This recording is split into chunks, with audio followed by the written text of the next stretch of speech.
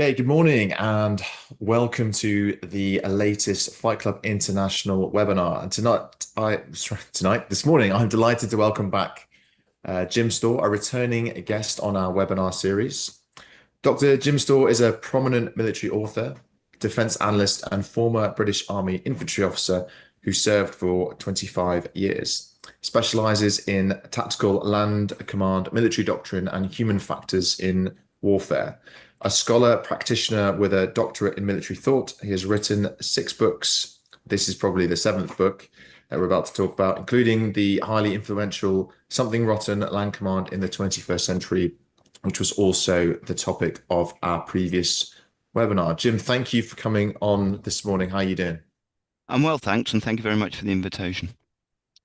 So another book and another topic. Well, it's not really another topic. It's a development, a lot of stuff that's been going back, for example, since I produced Human Face of War about 19 years ago, whenever it was. And that book is still in publication if people do want to read some of your earlier thoughts on that. Yeah, it is. And a recent development you may have heard of, the Australian Army has recently paid for it to go open access. So people will be able to download it fairly soon, and I will not earn a penny for it. Um, Such is the life of a practitioner scholar, I fear, for anyone who's got high hopes in that field. So, by way of kicking us off, I'd like to understand what brought you to writing your latest work, A Theory of War, and in particular, if you wanted to revisit some old ideas, as you've said previously, and or if there were new events in the world or a perception of a lack of understanding that might have driven the contents therein. yeah, thanks. In answer to the first bit, I didn't start out as any kind of military intellectual. I actually started out with a degree in civil engineering, but I went to a good university, and it makes you, a background like that makes you think about the business you're in. And it occurred to me after many years of writing, reading, and all the rest of the stuff that the fundamental problem with war and warfare is a lack of theory. So I thought, well, why don't I attempt at least to write one? And so the book is, it's not about a theory of war. The book is a theory of war. And I see you've had a number of reviewers heap praise on it for what it's offering to the debate. Is there anything you particularly would like to sort of highlight as cliff notes on what you think a practitioner in the defense field is going to get out of reading it? It would be hard to say. I think part of the problem is that the body of practitioners are so disparate that where you come to the discipline, if indeed there is one discipline, enormously affects how you see it. And so somebody coming at it from, for example, a geospatial or a naval or a maritime or whatever perspective would see something quite different from someone who, like me, was brought up on the central front of NATO. So it's hard to say quite one thing. What I would say is, and this is a point I'll make later, um, in a sense, there's nothing, I don't think there's anything revolutionary new in there, but an analogy that I've drawn before is put on a slightly different pair of glasses and you see the same things and they look familiar, but you see them differently. And I think that's a sort of underlying motif of the book. If I can just pull out one thing, which is from Colonel Richard Arn, my former boss, um, he said something like that practitioners know that he is just right. Well, that's an incredibly nice thing to say, but that's not the point. It reassures me that I should be, or I appear to be, in about the right ballpark. Okay, my last question on the title slide. Um, a theory of war and not a theory of warfare. Obviously a deliberate choice because that's how you roll. It is, but that comes down to definitions, and that's a very important part in itself. Define war, define warfare. This is a theory of war. War is actually a business which is about winning. To win wars, you have to undertake warfare, the conduct of war, And so this is not a theory of how to conduct war, it's a theory of war, which includes how to conduct it. And that will come through as I'm talking through my slides. Okay, great. Well, Jim, thanks very much. Over to you. Well, thank you very much. And thank you everyone else for signing in at whatever stage you do this, because it won't be now, it'll probably be in the future. Let's get started. Hopefully these slides will advance. Come on. And for there we go. Right. So we'll be, as Ed has said, I'll be talking about the book, and the book is a theory of war. It's not about a theory of war. It describes it. What I need to do first of all is say a little bit about, is there a need for a theory of war, and a little bit about theory in general. I'll then explain some of the big ideas in the theory, and to do that I need to talk about war and warfare, and some of that reflects some of the comments that I made a moment or so ago. By way of provenance, some of you will know that I've actually been reading operational military history for about 50 years. I'm sat here in my study, and off to my right on the shelves, I've got books that literally I read in the 1970s, and I still have them, and I still refer to some of them.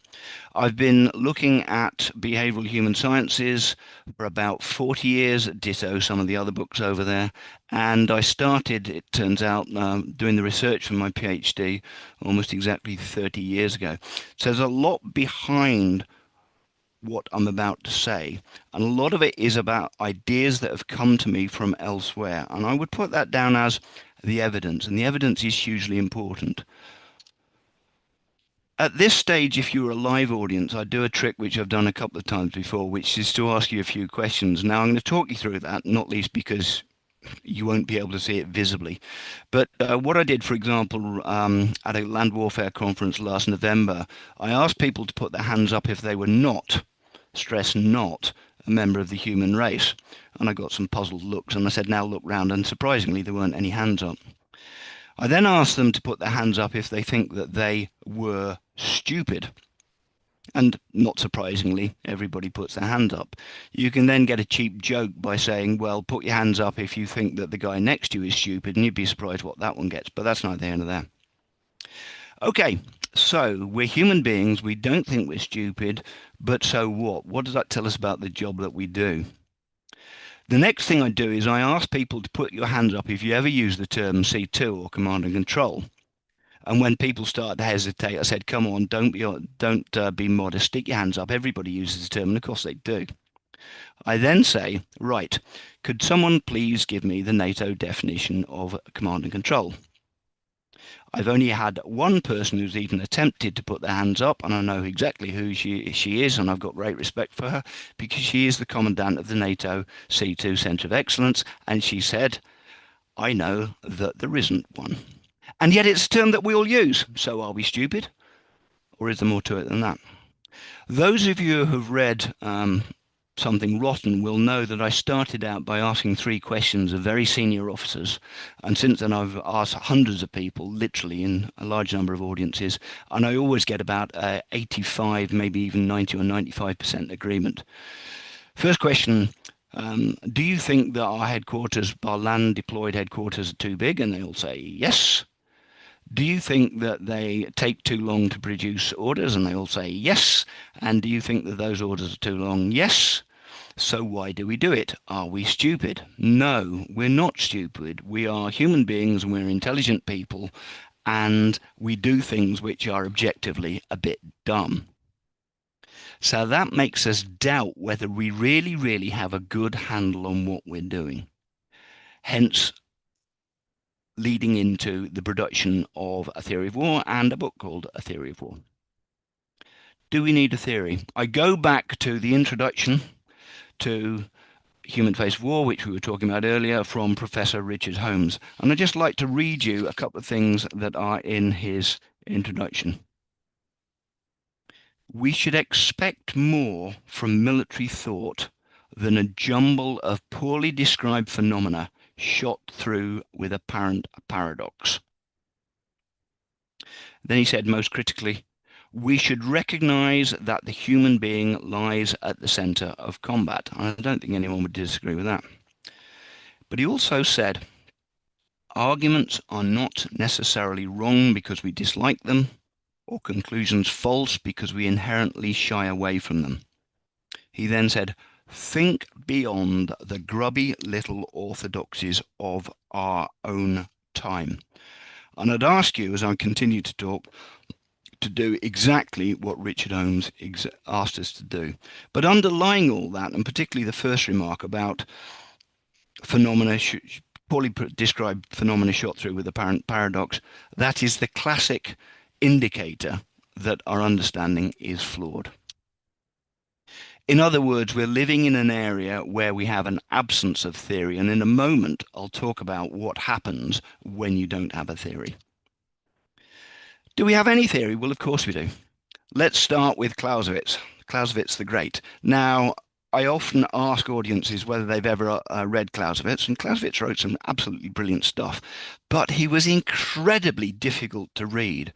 What I'm actually going to do now is read an extract from chapter 9 of book 4 of On War.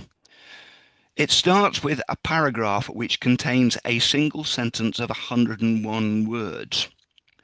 I do not believe that anyone listening to this podcast could understand a sentence of 101 words first time through. In other words, without breaking it down and studying it. It's incredibly hard to read. Anyway, Clausewitz then continues, quote, this has an influence on the manner of its decision, on the effect of the victory contained in it, and determines the value which theory is to assign to it as a means to an end. On that account, we make it the subject of our special consideration, and at this stage, before we enter upon a special upon the special end which may ... I'm sorry, I don't have the slightest idea what Clausewitz meant.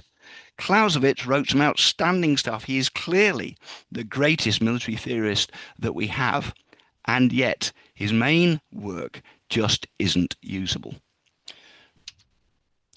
Going on from there, if you look at the 20th century, I put up some bullets. There are a serious number of bits of theory in various places. Fuller and Littlehart reflecting the conditions in which they fought Western Front, World War One.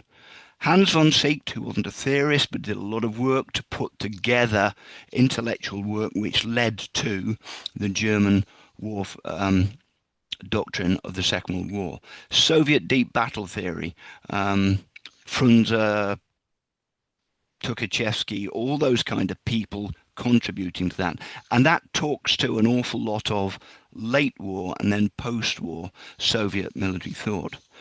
More later, in the last decade of the 20th century, Boyd and Warden, who were effectively both air power theorists, but Boyd important because he and Lind and others were maneuver warfare theorists. All important in their own right. There is some theory out there, but what we should see them as is steps on a journey.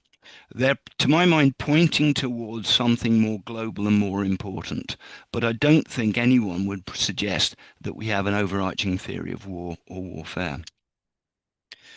Importantly, in that list, military theory is almost always developed by practitioners.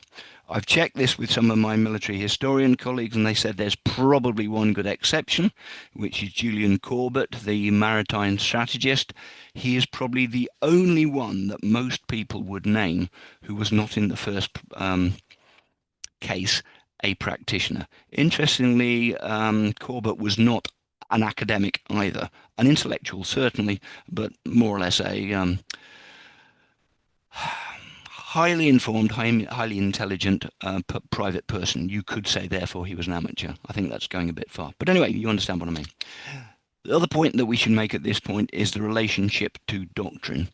At its purest, doctrine is what is taught. It is not theory of itself. It usually contains quite a lot of theory. Witness the fact that it is shot through with references, particularly to Clausewitz, but then typically also Boyd, Fuller and Littlehart, and so on and so forth. But there is a difference and an overlap between doctrine and theory. What I'd like you to do is stop for a minute and think about what we mean in a battle or a campaign between about winning and losing. Discussion again with colleagues says that they are very, very loosely defined and really quite subjective criteria.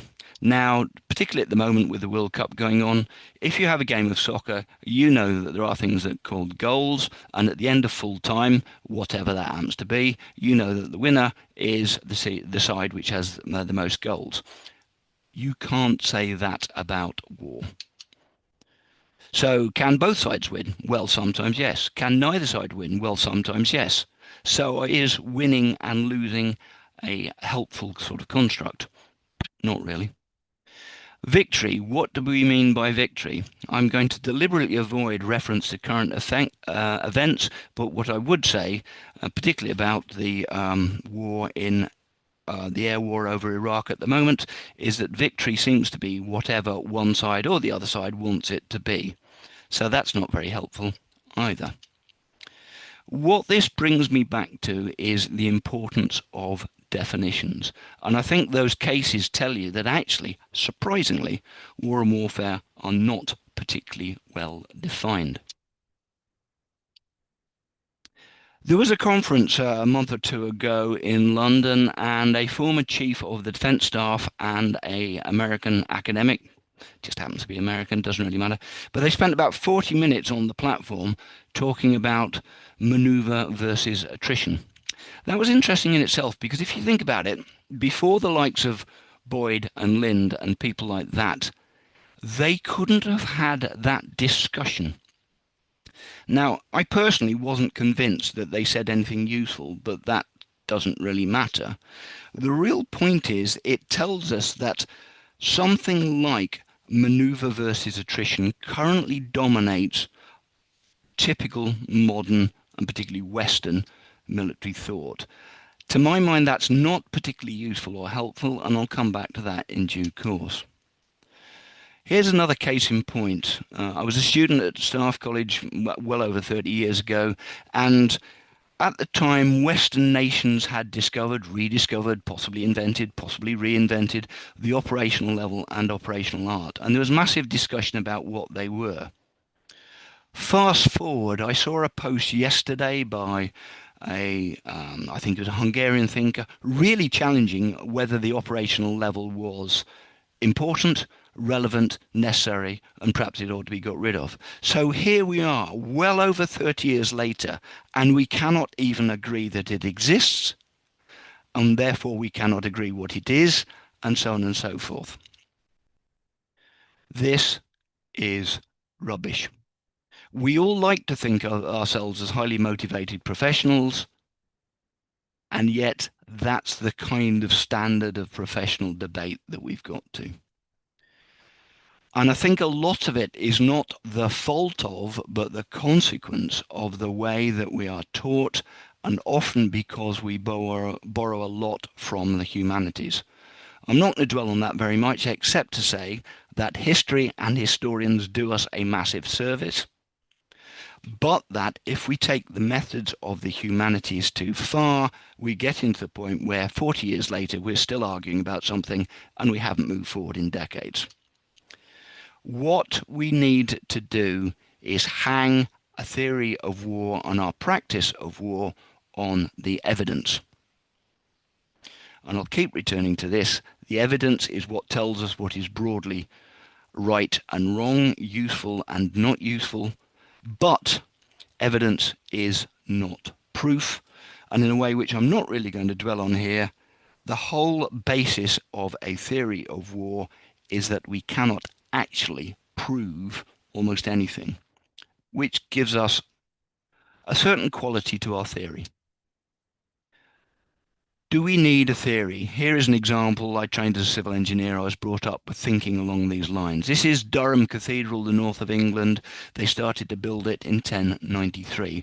Look at the columns, look at the arches, look at the roof. It's pretty massive, it's pretty solid. There's not much light in there. Fast forward. That is King's College Chapel in University of Cambridge.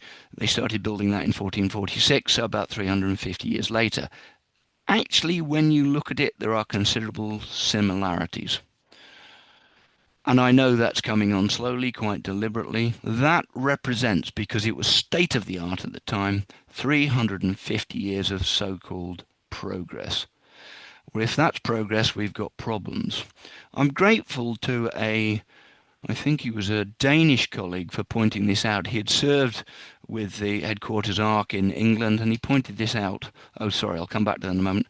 Just for a moment, let's go back to Durham on a different day when there's more sunlight coming in through the windows, and look up. And when you look up and when you see the amount of light that does come streaming in, you see that actually the difference between King's College Chapel and Durham is not actually as great as you might think. And in practice, many of the construction, the architectural techniques are very, very similar. Go to Gloucester Cathedral, back to my colleague, the Dane, I think it was. Started about the same time as Durham, some slightly different architectural features, looks very tall, looks very graceful, but then you ask yourself, what on earth is that and what's it doing up there? Then some of you might know that it's a flying buttress, and it's there because basically as they were building the cathedral it was starting to fall down. And if you know these things, you will also see that that arch or semi-arch there, but more to the point, that column there, were put in, sorry, just go back a minute, put in because basically the arch was beginning to fall down. Go around the corner and you see that. That's another flying buttress in the middle of an arch. What's it doing there? That there is a stiffener. Just to widen the shot slightly, relieving flying buttress, stiffener, and the stiffener continues up through there. What on earth is it doing there? Well, whilst they were building that column there, which holds up the tower, it started to buckle. Well, why did they do these things? Is that any real progress through all this period? Was there progress in 350 years? Well, there was competition between the master masons who built these. They were quite an international lot. They moved from country to country. They were trying to improve, but there were repeated failures. Gloucester is a minor case. Probably the biggest cathedral in the world is Seville in southern Spain, which collapsed twice before it was even finished. The real point was that the master masons, although they were very skilled and great craftsmen, didn't really know what they were doing. They were actually ignorant of a lot of what we would now call the laws of physics. And then comes along Newton. Newton had been professor of mathematics at the University of Cambridge.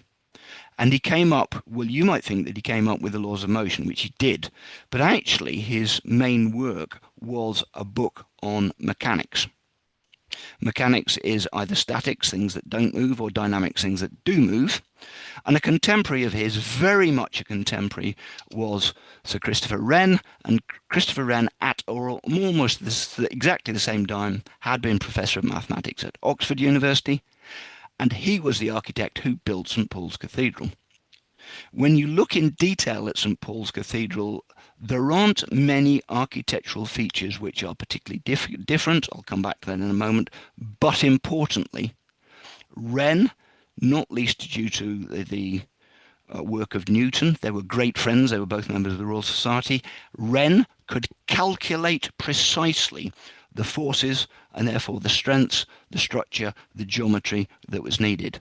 So, for example, there in the distance you can actually see into the dome on the top of St. Paul's Cathedral. It wasn't the first dome in the world, but, like I say, Wren could calculate precisely the structure, the forces involved, and that's why it didn't fall down in simple terms. But actually, 250 years of progress gets us buildings like that, and not many years of progress beyond that gets us to that. Newton and Wren revolutionized the world as we knew it because they came up with explicit theory, and their work, and particularly Newton's work, continues to inform what we do and how we do it. That, to my mind, is a good reason why we need theory in war and warfare. And what a theory should do is describe and explain. And Newton's work does that brilliantly well. What it should also do, and Newton's work certainly does, is allow us to predict. Now, Newton's work was predicting, for example, the movement of the heavenly body through the skies, but various other things as well. What we'll see in warfare is that one's slightly difficult because the one thing that we can't predict is human behavior. but nonetheless we can say things about prediction. But massively importantly, Newton's work guides practice. So Wren takes Newton's work and his own work and he says, right, so this is how we need to build things, and this is how we need to build things that don't fall down. So that's what a theory should do. And many of you, probably most of you listening to this podcast, will be practitioners.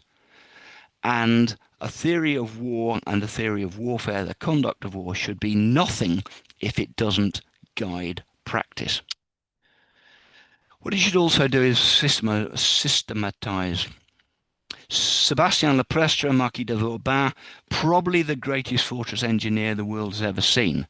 It is said of Vauban that he did not invent a single fortification structure, and he didn't invent a single siege warfare technique.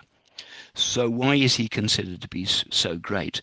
Well, if you look at the Lower Fortress, which I think is somewhere in the edge of the Alps, I'll think of its name in a moment, doesn't really matter. It's got what you might well recognise as fairly standardised elements of fortification, bastions, ravelins, and so on and so forth. One of the great things that Vauban did was standardise the terminology. What is a bastion and why do you use it? What is a ravelin and why do you use it? And Vauban's massive contribution to the art of fortification, or the science of fortification and siege warfare, a lot of it is about the terminology. What do the words actually mean? And I'll keep coming back to that. Briefly then, what is a theory? Look it up online, you'll get something like this. A systematic and rational form of abstract thinking about a phenomenon. The phenomenon that we're talking about here is war, and the conduct of war is warfare. Similarly, something like a system of ideas intended to explain something. More or less the same thing. What does it look like? Well, if you go right back to Newton, it's a bit difficult. I think it's written in Latin and so on and so forth, but most theories are something like this. A series of formal elements, so propositions, laws, axioms, theorems, things like that, and a textual description. And that's the sort of thing that I set out to write, and that is what you would see if and when you buy the book. Let's talk a bit about a theory of war. Definitions are massively important. If we can't define command and control, if we can't define victory, if we can't define winning and losing, then we're just not doing well. I come back to the point, what do the words actually mean? Now there's a whole chapter, relatively short chapter in the book, chapter 3, about definitions. I'm not going to go into that, but I do assure you there's a lot behind what I'm about to say. Sadly, there are no definition police. NATO has a NATO technical glossary, but you can't make people use it. And if you can't even make practitioners use it, what chance intellectuals and academics? And I can tell you all sorts of stories about people using terminology wildly, stupidly, when they should know better. I'll give you some examples of the sort of things that they get wrong in a moment, but that is a problem. And I think we need a bit more discipline in the profession of arms. The problem is, if you don't actually have a set of agreed terms, then people end up arguing past each other. And that just happens, and that's why, for example, I think we're still arguing about whether there is an operational level of war, what operational art is, and so on and so on. If you think about it, that's all about definitions. What do the words actually mean? So, for example, I came up with a definition of strategy, operations, and tactics. To my mind, strategy is the conduct of war at the national level. Tactics are the conduct of the conduct of battles and engagements, and the operational level is the conduct of war at the level of campaigns within theatres of operations. Now, you may well disagree with that. I don't know, and to an extent I don't care. But the real point is, and I've tested these with a number of reviewers, they are tight definitions which are mutually consistent with each other. There's more to it than that, but that's my point, an illustration of my point. We need tight definitions which are not ambiguous and which we can all agree on. In England and Britain and an awful lot of the developed world, we use a rail gauge, the distance between the tops of two parallel rails, which is 4 foot 8.5 inches, or in metric 1435 millimeters. Now, there's all sorts of reasons for thinking that that is not the best possible rail gauge, and you will be right, but that would completely miss the point. It's standard, and the fact that it's standard is massively important, and it's far more important than whether it's 7'6" or 3'2" or whatever you want to say. So there's a lot to be said, a huge amount to be said for a standardized set of definitions. There are definitions in my book. I can't police people to use them. You might want to differ. What I'm really saying is, can we please agree on a set and then stick to them, because it's massively important. What I do generally, in the first instance, I take the OED, the Oxford English Dictionary, and I take the first meaning in the OED. And when that isn't sufficient, or there's good reason, I then write down a specific meaning. And I think that's about as standardized as you can get. Again, you can disagree, but at least it's 4 foot 8.5 if you take my meaning. I list a number of propositions in my theories. A proposition is a statement expressing a concept. A proposition may be true or false. Some of those propositions are axioms. An axiom is a proposition which is self-evidently true. Some of them are theorems. A theorem is a proposition which is not self-evidently true, but it is arrived at through a process of reasoning. Now, in my book, I don't attempt to say which, because to some extent it's quite subjective. I could say that this statement, this proposition, is self-evidently true. You may disagree. We would then spend a lot of time disagreeing or agreeing as to whether they are axioms or theorems or whatever. To my mind, that's not really important. So what are we trying to do in our theory of war? Well, we're trying to work at two levels. One is conceptual, where we're trying to tie together violence, which is force intended to do harm, complexity, which I'll talk about in a moment, and human behavior.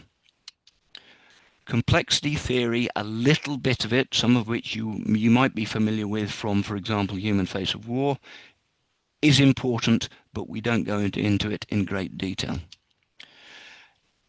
Conceptually is all very interesting and all very useful, but what do practitioners actually do? They move forces, those forces fight, and they do so to some purpose. And those of you who have read Something Rotten will see something about the golden thread of purpose coming through in the book. Let's now unpack those phenomena in a little bit more detail. This first came out of the Human Face of War. It's updated a couple of times. War is fundamentally an interaction between human organizations. It's adversarial, highly dynamic, complex and lethal, grounded in individual and collective human behavior, and fought between organizations that are themselves complex. It is not determined, definition of undetermined, hence uncertain and evolutionary. War is highly characterized by the technology in use and purposive. It is nevertheless fundamentally a human activity. Now, if you unpack that, there's at least 5 propositions in there. That then leads into a series of things which, if you accept those definitions in there, become axioms, and that's how we unpack the whole business. A little bit about complexity, and I make no apologies for some of you who've seen this before.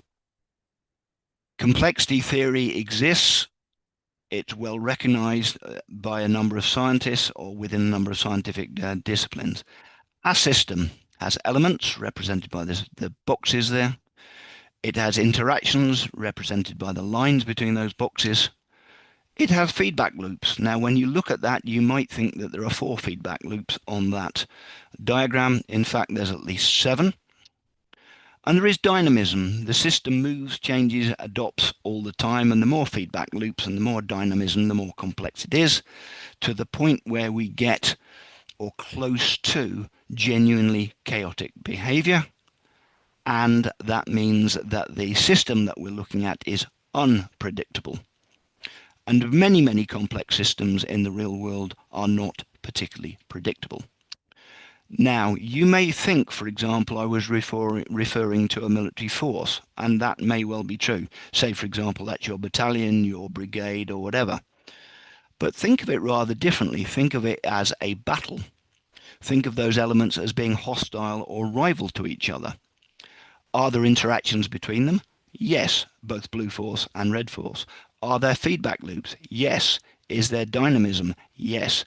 A particular problem here is that one side is trying to destroy the elements of the other side. That means that the interactions between them disappear in a cloud of smoke when the element is destroyed, or they are altered when the element is damaged. And so you can see that actually a battle, campaign, or war is immensely complex. But that's not a problem, because we can learn how to deal with it. And to my mind, a failure about 20 or 30 years ago in the literature and the discussion was people run around saying, oh, war is incredibly complex. Well, yes, it is. That's not the issue. The issue is how we deal with that complexity, and that is something that I take forward into my theory of war. All systems have inputs and outputs. Outputs have outcomes, which are the consequence of the outputs in the external world. So, for example, in a battle, outputs are things like casualties inflicted or suffered, or positions or territory gained or lost, leading eventually to outcomes which are battles won or lost, however you define that, campaigns and wars. We also have to consider, excuse me a moment, that economy relates to having fewer inputs. Efficiency is about the relationship between inputs and outputs, and a real problem there is that some military men go overboard on efficiency, so for example servicing targets. Effectiveness is about outcomes. Well, so what? Marshall Foch pointed out that war is only fought for its outcomes. In war, we need to focus strongly on outcomes. Focus strongly on effectiveness. Now, military men know these things, but it needs to be written down and hammered home. And also, going back to what I said about the fact that we can deal with familiarity because we learn how to do so, one of the consequences of complexity is techniques for learning how to deal with the complexity of a given war, battle, engagement, or whatever, as we are dealing with it. And I'm very grateful to a British Army officer, a very bright character, who in discussion with me over a cup of coffee says, what do you mean by learnt familiarity? He listened for a few moments. He says, you mean familiarity with the current theatre that you are operating in? Yes. The current task that you have to deal with here and now? Yes. And with the actual team of people that you are dealing with now, your headquarters staff, your squadron, your company, your battery, your battle group, whatever? Yes. And I can explore that later if you want to, but it is, again, within something rotten. What is fighting actually like, and how do we actually deal with that? How do we represent it? How do we understand that? When it comes down to it, what commanders do is think and plan. They come up with decisions. Those decisions are generally to move their subordinates and have them fight. Fighting is about committing violence. Violence is force intended to do harm. Generally, they have about 3 major combat subordinates and some combat support and combat service support people. But importantly, the movement of the force and the fighting that is done should be linked to the decision, and the decision should link that to the purpose, and the purpose should come down the chain of command. And this will not be new to you if you've read Something Rotten. Importantly, however, those subordinates in turn decide. They move their force, and they have those forces fight. And so do their subordinates, and so on, and so on, and so on. And you begin to see how our force is very, very complex, even before, as I suggested earlier, we have any interaction with the enemy. But a quick figure off the top of your head: if you have a corps committed in a battle or engagement, major operation, then that occurs at 7 levels of recursion. So it all gets incredibly complex. But it all comes down basically to a process of commanders deciding, moving their force, having it fight to some purpose which comes down the chain of command. I'd like to make a very different view of all of this, however, which is the difference between what I call conventional tactics, operations, and raiding. In a conventional attack, forces attack a feature. They may or may not capture it. Assuming that they do, they then seek to retain it. And that's what we might call fairly conventional tactics. Quite separately, and we've known forever through the whole history of military endeavour about raiding. In a raid, forces attack, they do some damage, they might remove something, either booty or enemy material or prisoners of war, but then they move on. They may move forward, they may retire, they may move sideways to somewhere else, but importantly, they make no attempt to hold the terrain feature that they've just seized. That's an important part of warfare. Wouldn't want to denigrate it at all, but it can be devastating. Think of armies like the Mongols or the Huns, who basically their form of warfare was all about raiding. Actually, raiding can often easily be countered. And this goes back to my understanding of the history of military operations going back through 50 years of reading this stuff. Rarely actually decisive at the operational and tactical levels, and that's very carefully worded. Rarely decisive, and everything that means. Another important strand to this logic is that damage is tactical. Damage occurs due to the use of weapons. The use of weapons is a tactical operation. All damage is tactical in the first instance. The question is whether that damage has operational and strategic consequences. It may, but it may not. Importantly, all air engagements are raids. Think back to the definition of a raid that I made earlier, and you will see that all air engagements are raids.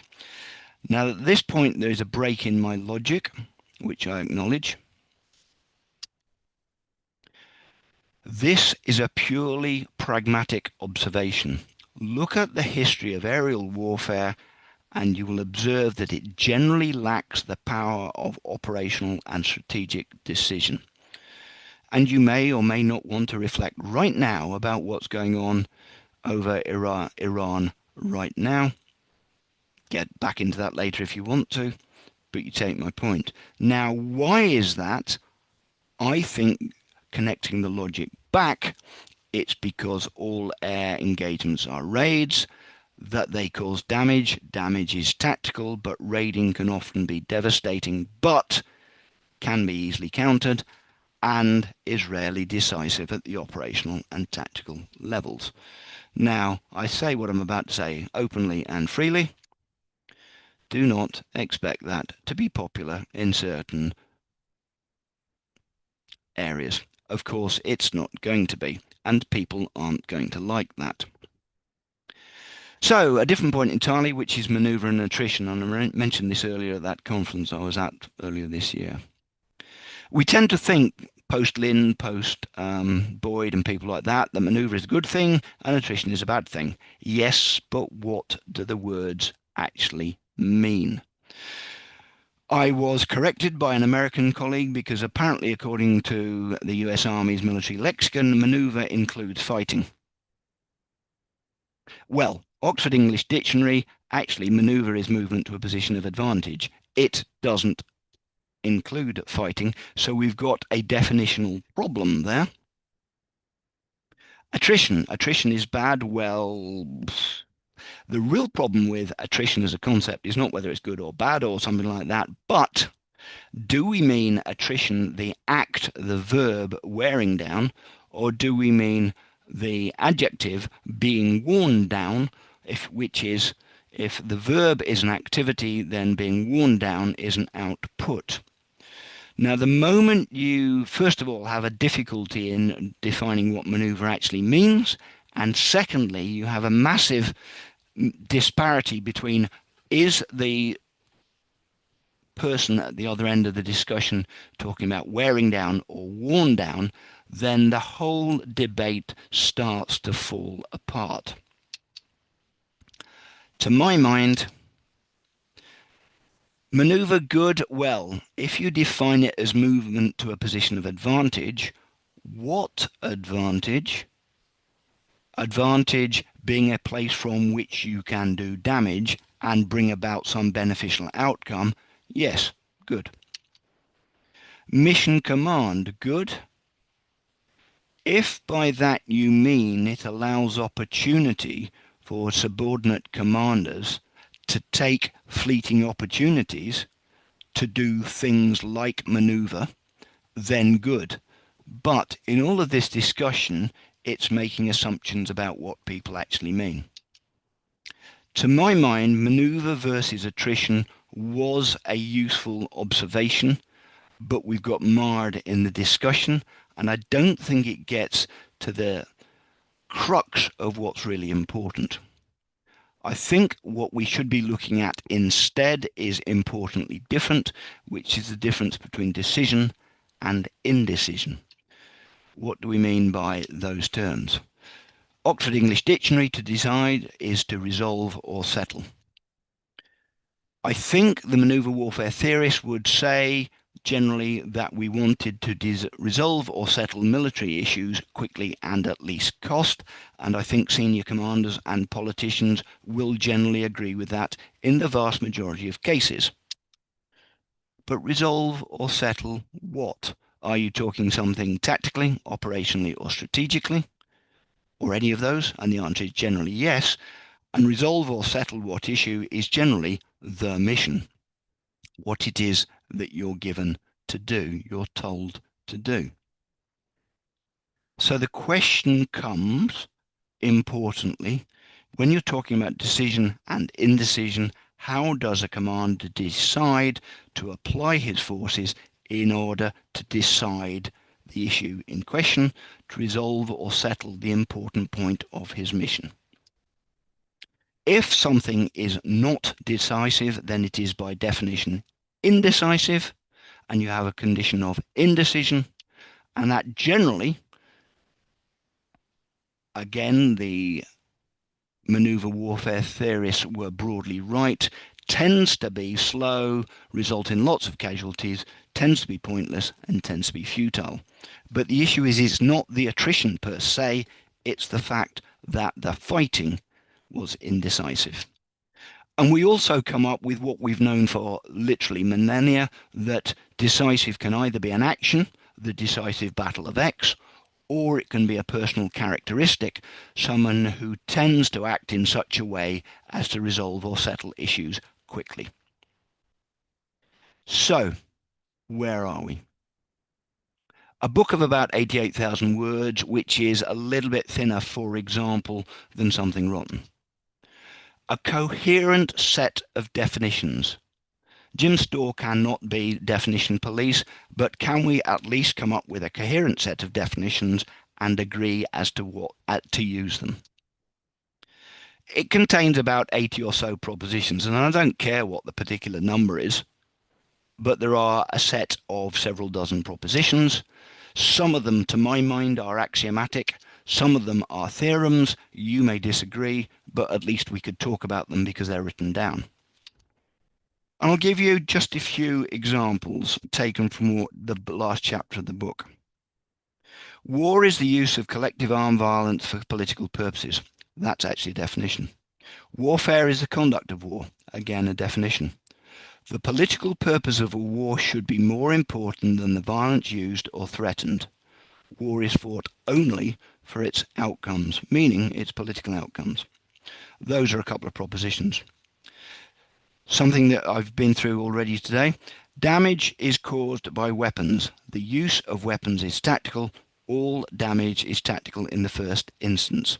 And in addition, war is fundamentally time competitive. Think about that. If you damage him first, and in particular if you destroy him first, you've won and he can't. Some of those come to you through what I've been saying. Some of them might come to you cold. If I was to read more of them out, you'd have maybe a little bit of difficulty in understanding where they come from. However, what I think you will agree is that you could understand the language and the words that I used first time round. I have endeavoured and checked and got other people to check to make sure that I use simple, clear language. And I've actually used linguistic tools available in Word to make sure, for example, that I use short sentences. I've used direct sentences wherever possible, and so on and so forth. And I've tried desperately to get away from that Clausewitzian problem, which I think an awful lot of academics are prone to. Is there anything particularly new here? It would be surprising if there were. What I think I've done is come up in some cases with new connections and a new focus on what's important. And I think, for example, the difference between attrition and manoeuvre, which I think is a bad dichotomy, and decision and indecision, which I think is a better dichotomy, yes, I think that's new. How do I summarize that? Well, I've used the words already in this presentation. Conceptually, I'm trying to generate a common understanding, not least by common definitions, simple, clear definitions. I've been trying to describe, explain, predict, and guide practice, that is to say, give guidance to practitioners. I've tried to explore violence, force intended to do harm, complexity, human behaviour and how they interrelate, how they interplay. I've tried to unite movement, fighting and purpose as real things that happen on the battlefield, as it were. Broadly, I think we need a theory of war. The whole business of science and what we could do with stuff got hugely better after Newton, as applied by people like Wren and hundreds of thousands of practitioners since then. I've proposed one. I've suggested an outline. I've suggested what a theory of war might look like. I have tried throughout to use simple, clear, unambiguous language, and I continue to do so, not least in this presentation. The first proposition that I come up with, and there are valid reasons for that, it's due to the nature of evidence, is that we should always be skeptical of a theory or theories related to war. And that applies to what I have written. That's why it's the first proposition. I need to do a little bit of a side swipe here, off-piste as it were, because you might say, well, why are we in the situation where we are? And I think a lot of that is to do with the current academic model, the professional military education model. I spend about a chapter looking at that, and I'm not going to go into any detail here, but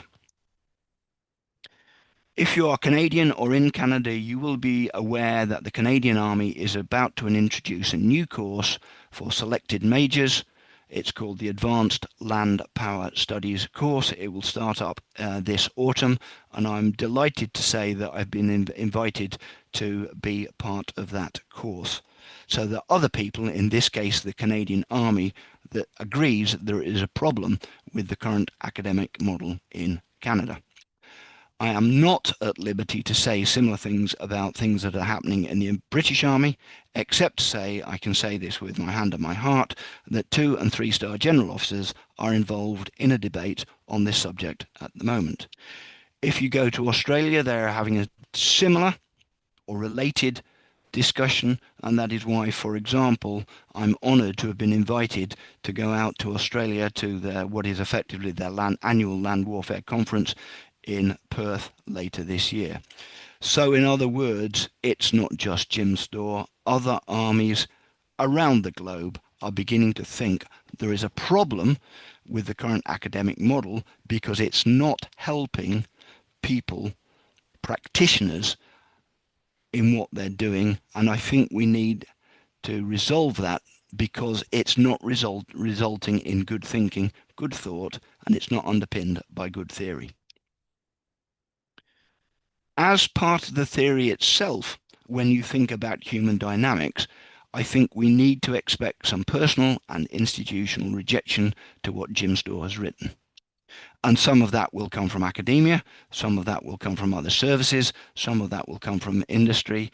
All I would ask you to do is to look at the debate and look at the motivation of the speaker.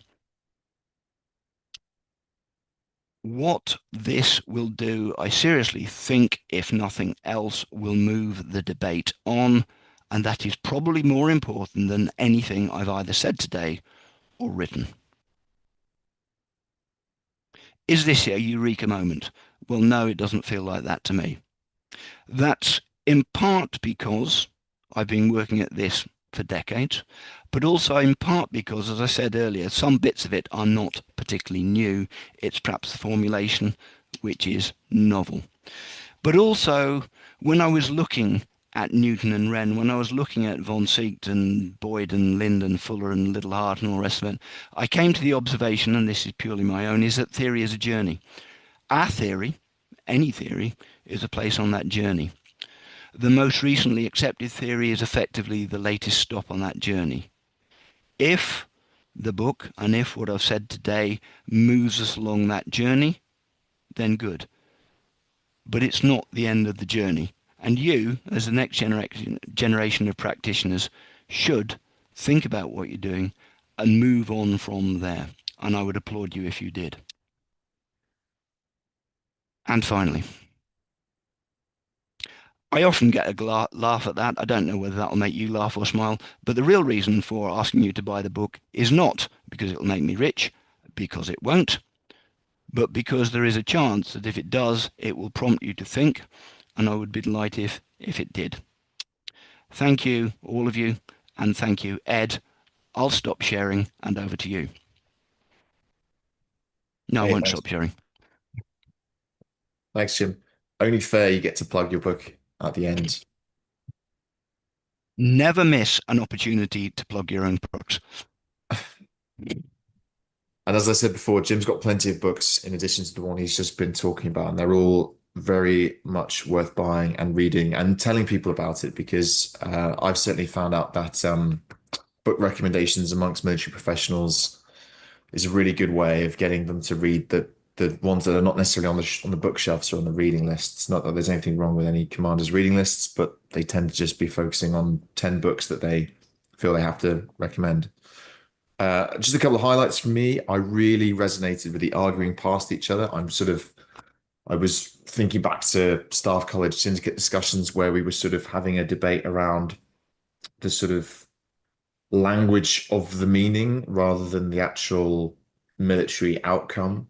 And you almost talk yourself off the topic into a sort of almost a pseudo-religious orthodox or anti-orthodox debate, as opposed to really focusing on clean, clear, precise meaning towards some military effect. And I worry sometimes that The way the sort of syndicate room is set up is it encourages things like that as opposed to planning processes and operational rehearsals, which actually focusing on getting us to the outcome, like you said, which is the thing we should be focusing on.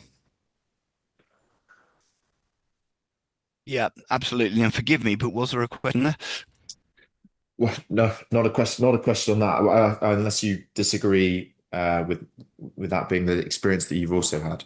No, I'd agree entirely, and I hit time and time again. And what worries me also, when you have a planning session, and well, you know my views on collective planning, but the amount of time in a time competitive atmosphere when people spend many minutes and sometimes hours discussing the meaning of the terms rather than how do we stuff these enemy and win. Yes, and a lot of that seems to go out the window when you're ultimately giving orders, as you sort of said, move from A to B or engage enemy here. Or it kind of all boils down to something quite simplistic. We have overcomplicated it with a lot of our theory and discussion. Do you see the fascination with technology uh, being a threat to sound conceptual thinking in this space? Yeah, I do. And technology was not an area I wanted to go into in this presentation because it can, and I think it so often does, distract. When I get it, there was a little part of that description. War is highly influenced, I forget the precise words, by the technology in use. And everyone goes on about drones. Right. The thing about technology, if you look in the long term, is that technology is generally copied or countered and often fairly quickly. And if you get major nations involved in war, and a really good example is the First World War, massive technological development. But what you saw, be it in the air, be it in chemical warfare, be it in electronic warfare, be it in practically any aspect of military endeavor, massive technological development, but repeatedly copied and countered by the other side. And that's part of war, and you can't deny it. But part of the problem is that some people think that that is the war. Well, the technology isn't the war, and the fixation on the technology, which look at what the word means. It's about the development of tools. Technology is about tools. There's one other side to it, which is that I think people think that with AI in particular, but also with drones and unmanned military systems, that war will stop being human. Well, to my mind, quite a good example comes from Ukraine, where people have said 4 people in a bunker can control, with scores of drones and this, that, and the other, can control an area of maybe 20 kilometers of the front line. Right. What happens when a 203 millimeter dumb shell comes in through the roof of the bunker? That's pretty low tech. And what happens to the survivors or the people in the bunker 20 kilometers away? And so on and so forth. Yes, without a shadow of doubt, the technology, be it the drones, be it the AI, is moving the current character of warfare on, but it will be countered. If you want a case in point of drones, and lo and behold, I did unmanned aerial systems for my MSc thesis well over 30 years ago. All UAVs are small aircraft. Small aircraft are very susceptible to both gusts and to damage. In other words, they're fundamentally fragile. If you start from that perspective, you can see that what we're about to see is a very, very rapid drone anti-drone. In fact, we're already seeing it, and the whole nature of war will move on. It's a massive distraction, but we have to recognize that is part of the character of war, and the character of war is changing. And I think I'd go even more strongly than that. The character of war changes most quickly because of development in technology. It changes because of changes in technology, tactics, and organizations, fundamentally. And the last two are often driven by the first, and changes technology are often the biggest and most obvious drivers. But we need to see beyond that, and we need to make that sure that that is recognized as part of our theory of war. Yeah, there's a bit of an overlap add on to that. There's a lot of commentary about transparency of the battlefield and the static nature of warfare, especially if you just look at Ukraine as an example, and there's sort of the death of mission command because it is actually the person higher up with all the feeds who knows more, who directs more, and again, culture notwithstanding of the belligerence in that conflict.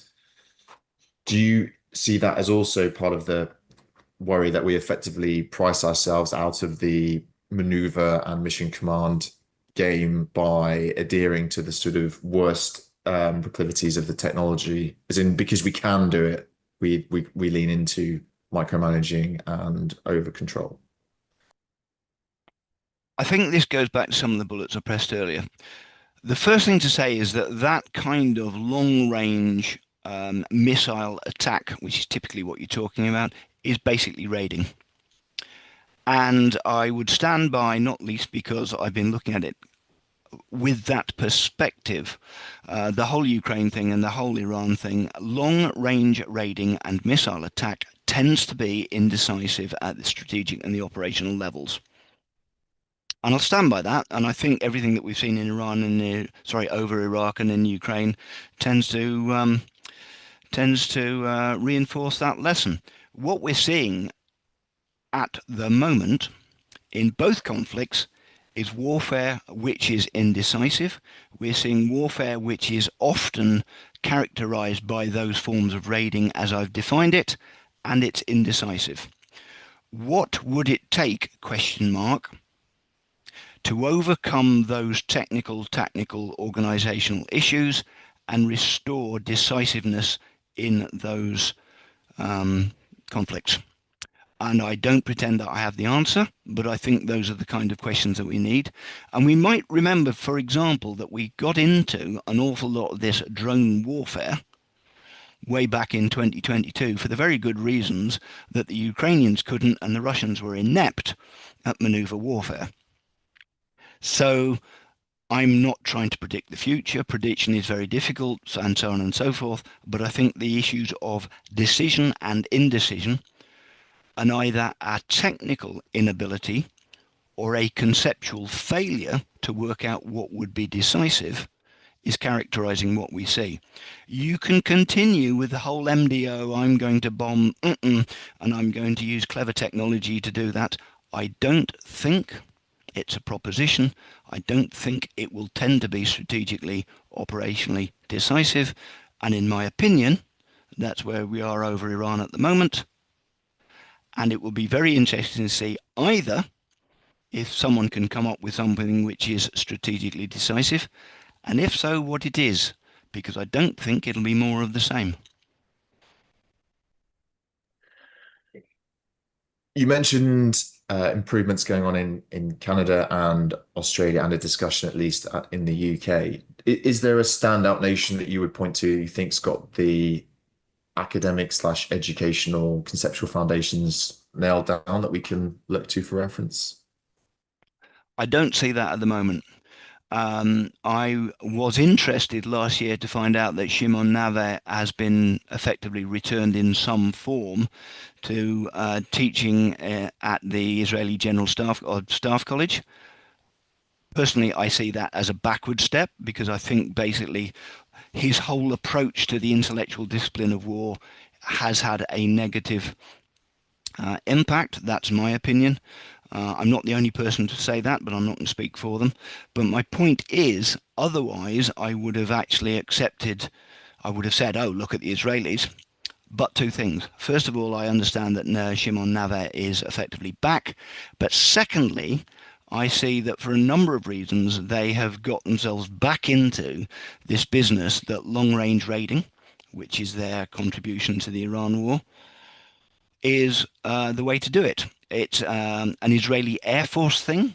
There's been a tension at the very least since about the end of the Six-Day War and probably the Yom Kippur War, so 1973, as to the right role of the IAF. That is highly, in turn, characterized by the fact that the IAF sent their senior officers off to the US Air Force Academy and University. So they've bought into this long-range raiding thing. And this isn't a criticism either of the IAF or the USAF. It's an observation that I think that long-range raiding, which is what air forces tend to do, tends to be indecisive. Long answer to your question. No, and again, linking that, your diagram, you had the economic sort of underpinnings linking to the inputs. It strikes me as odd to adopt a long-range raiding strategy when the precision-guided munitions base to sustain that does not appear to exist. You may have misunderstood what I meant by economy. I meant economy in the broadest form of an adjective, that is to say, not the economy and being able to produce things, but the simple fact that economy means doing the same with less or minimizing inputs. Okay. But Finite. I would agree with the point that you made, which is don't get into a long-range missile-dependent war when you haven't got the stocks to continue to wage it. I am a firm believer in the value of logistics, and the principles of logistics that were battered into us at Staff College include sufficiency. And if you don't have sufficiency, then you're not going to be able to achieve what you need. Yes, I agree with you entirely. Okay. And we t touched on it briefly, but uh, there's been a lot of focus on MDO, and again, that term is not well defined and is taught differently, and is more of a headline than a deep understanding, especially in military circles that I've moved in, and effects-based operations. Do you feel that has created too much of a focus on the efficiency aspect of your system diagram as opposed to the outputs or the inputs space? I'm going to plug a colleague here. I recently, and sadly took it on holiday with me, got hold of a copy of Amos Fox and others' book on MDO, which I thought was fascinating because it tells us an awful lot about the social history of MDO, where it came from, what it was a response to, and those kind of things. And that plays to the fact that war is actually about human institutions, and that, for example, the social, political with a small p, political with a big P, institutional dynamics of the US Army are different and at times contrary or opposed to, for example, those of the US Navy and the US Air Force, and so on and so forth. And I think when you look at that, when you then look about how MDO develops from its first initial conceptual findings, put it this way, I found that book, Fox and others' book on MDO, a real eye-opener, and it tells us a lot about military thinking. We have to be careful about not conflating MDO with effects-based whatever, but I go right back to, I think it was Mattis' response to effects-based operation, which basically says it's a load of rubbish and it doesn't work, and that's my paraphrase and not his. And what we see in these things are people coming up with concepts which usually have a germ of validity in them. I wasn't going to say truth and I wasn't going to say sense because those things don't point the right way. And they can be helpful. But I would go back to that. And the lovely book that I read, I think about 40 years ago, and I keep referring to it, it was actually Archer Jones, A History of War or whatever it was. He looks back as a very, very long-standing military historian. It's him that comes up with the idea of raiding. That's where I first saw that idea.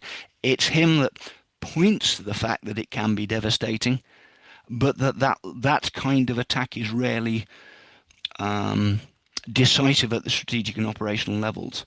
So I don't claim to have come to that conclusion myself. It's by reading people like him.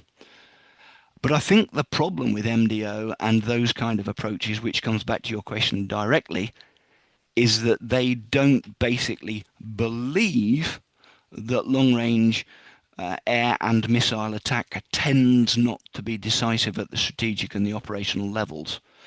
And if they tend not to be decisive at the strategic and operational levels, then they're not good military approaches, to use a very broad term. They're not Yes. successful. They're not actually decisive. That's the whole point. Does the President of the United States, and this is deliberately not using the Trump word, want the use of force as sanctioned by his generals, admirals, whatever, to resolve the issue and to do so quickly and at least cost? Well, I think if you asked him that question, he would say yes. And if you pointed out that raiding as defined here doesn't do that, he would say, then why the hell are we doing it? But that's not for me to say. But that situates my place in how I see that discussion. Yeah. And possibly there's a comment on the idea that military options are presented as a range of low to high effort or low to high risk, often domestically, and therefore something in the middle is picked as opposed to outcomes based options, which then require certain amounts of inputs. I'd agree entirely with that, and I go back to Le Maréchal Foch. War is fought only for its outcomes. If you can't achieve an outcome, don't go to war unless you have to. In other words, if it's forced on you. And if you do choose to go to war, make sure that you have the wherewithal, both the physical resources we were talking about earlier, enough missiles, and the methods to do so. And I think in a lot of cases it would come to the fact that if you really want to impose political change on a adversary, you need to occupy his country and impose a change of government on him. And sometimes it would come to that. And if you think about it, that's what the Western Allies and the Soviet Union did to Hitler and to Japan. And that resolved or settled that. Now, I'm not saying necessarily that where we are requires a Third World War, but I think you have to see the questions in those terms. What political outcome is required or is desired, and how do you achieve that? How do you achieve that in a decisive manner, one which resolves or settles the issues? And in the case of Iran, I don't see that long-range missile and air attack is likely to achieve the outcomes which seem to be required, or at least desired. And I may be wrong, but I think people would be able to see my line of argumentation. Yeah, and I suppose back to our previous example of the Russo-Ukraine war, it seems that very unlikely that the territory that Russia has taken is going to be given back, which is, in spite of the horrific human cost that that has taken, that seems to be ultimately how it's achieving territorial gain versus lots of missiles and drone attacks on each other in the other example that you listed. Yes, I agree. I think what's happened there is neither side can see a way of bringing about a decisive resolution of the issues. To re-stress time and time and time again, I don't think long-range drone attacks are likely to do that of themselves. But I also think, and I do dwell on this in passing in the book, you have to look at the motivation of the strategic decision maker. What is Putin trying to achieve politically? When you start looking at that, you can perhaps begin to see what underpins his military operations initially and now. And to my mind, and this is perhaps going a little bit off piece, but you go, could Putin hypothetically declare victory now, thereby become a national hero, and therefore retire and live out a long and happy life?